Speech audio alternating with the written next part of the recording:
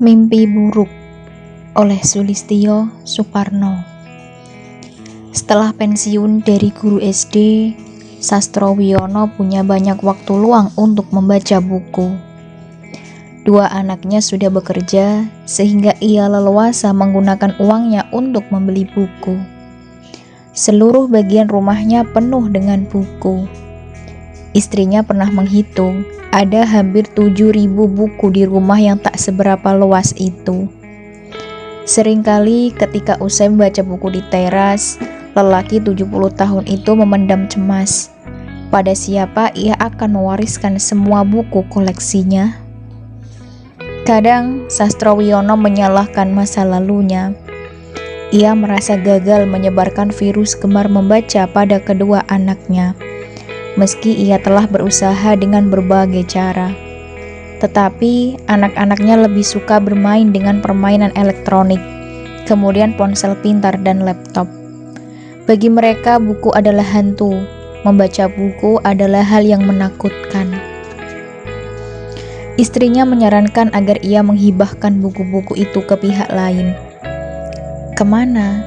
Pada siapa? Sastrawiono bertanya. Ke sekolah-sekolah, di sana ada perpustakaan. Tidak, sergah Sastrawiono. Buku-bukuku akan jadi santapan rayap di sana. Itu mimpi buruk. Aku tidak rela. Sastrawiono bicara berdasarkan pengalaman. Banyak sekolah punya perpustakaan, tetapi itu hanya formalitas. Sekadar memenuhi standar akreditasi. Selebihnya, perpustakaan berubah jadi gedung penuh debu. Buku-buku berserakan, berantakan. Para guru meski bekerja di lembaga pendidikan, tetapi minat baca mereka sangat rendah. Dunia pendidikan di negeri ini memang penuh ironi. Kalau begitu, untuk sementara bikinlah taman bacaan. Halaman kita cukup untuk membangun ruang baca. Kamu bisa mengamankan buku-bukumu di sana, bukan di sembarang tempat di dalam rumah, kata istrinya. Maka bulan berikutnya telah berdiri bangunan sederhana ukuran 6 x 6 meter di halaman rumah Sastrawiono. Ia memindahkan sebagian buku koleksinya ke ruangan itu. Tak lupa ia memasang tulisan Taman Bacaan Sastrawiono di atas pintu. Ia juga mengumumkan pada tetangga, dalam rapat RT, dan dalam setiap kesempatan bahwa taman bacaannya terbuka untuk umum. Ramai orang berkunjung ke sana. Anak-anak sekolah dengan diantar guru datang pula berkunjung bergantian. Hari ini dari sekolah A, esoknya dari sekolah B. Taman bacaan itu pun viral di media sosial dan banyak orang datang karena penasaran. Mereka asik bersuah foto karena Sastrawiono mendesain ruangan itu sedemikian menarik, instagramable, kata orang. Tetapi dalam pengamatan Sastrawiono, mereka yang datang hanya sekedar datang, bukan untuk membaca buku. Pada bulan ketiga setelah dibuka, taman bacaan itu seperti museum. Hanya angin yang datang. Tempat itu menghilang dari media sosial. Kata orang, sesuatu yang viral tak akan bertahan lama. Suatu pagi, Sastrawiono telah berdandan rapi berkemeja batik. Ia duduk di teras seperti menunggu sesuatu. Mau kemana, Pak? Tanya istrinya. Kemanapun, sesukaku. Istrinya tahu kalau Sastrawiono sudah berkata sesukaku, itu artinya jangan banyak tanya. Tak lama kemudian, datang tukang ojek online memasuki halaman. Sastrawiono pamit pada istrinya tanpa mengatakan hendak kemana, lalu pergi membonceng ojek online itu. Sore, Sastrawiono pulang membawa 3 bungkus sale pisang dan 2 bungkus keripik pisang dan 1 bungkus rengginang.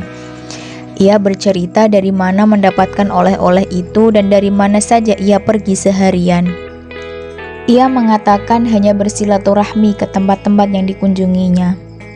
Namun, saat makan malam, Sastrawiono mengatakan yang sebenarnya, mengapa ia berkunjung ke beberapa tempat hari itu. Maka keesokan harinya, suami istri itu tampak sibuk dengan buku. memasukkan buku-buku ke dalam beberapa kardus. Sebagian ditumbuk dan diikat tali rafia, selebihnya dibiarkan berupa tumpukan. Yakinlah Pak, meski minat baca di negeri ini sangat rendah, akan selalu ada orang yang kita sebut kutu buku, kata istrinya. Salah satu kutu buku itu adalah Sastrowiono. Suatu siang, sang kutu buku belum keluar dari taman bacaan. Istrinya masuk untuk mengingatkan bahwa sudah waktu untuk berangkat ke masjid. Ini hari Jumat. Istrinya melihat sang suami duduk di kursi dengan buku di pangkuan, sementara kepalanya tertunduk. Itu hal biasa bagi Sastrowiono, asyik membaca buku sampai tertidur di kursi. Istrinya beberapa kali menyentuh, mengguncangkan pelan bahu Sastrowiono, tetapi lelaki tua itu tak bereaksi. Istrinya memekik, "Inna lillahi." Beberapa hari setelah Sastrowiono wafat, datanglah dua lelaki berjenggot dan bersarung. Di depan rumah ada mobil putih bertulisan nama sebuah pondok pesantren. Setelah menyampaikan salam, basa-basi sejenak, seorang dari tamu itu menunjukkan secarik surat.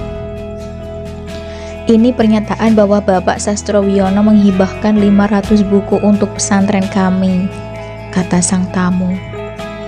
Istri Sastrowiono tersenyum dan mengangguk. Beberapa hari sebelum wafat, suami saya pernah cerita tentang hal ini. Kami telah siapkan semua buku untuk pesantren Bapak. Sudah kami kemas dalam kardus, kata wanita itu. Hari berikutnya datang pula tamu dari pesantren ini, pesantren itu, dan pesantren lainnya. Apa ada pesan dari Bapak Sastrowiono untuk kami? Tanya seorang tamu ketika hendak pulang setelah mengambil 5 kardus buku. Istri Sastrowiono mengangguk.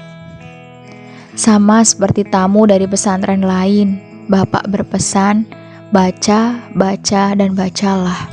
Itu pesan Bapak, kata sang istri. Tamu itu tertegun, berpikir sejenak. Sebelum pergi ia menjawab, "Terima kasih." Itu pesan sederhana, tapi mungkin berat bagi sebagian orang. Semoga kami mampu melaksanakannya.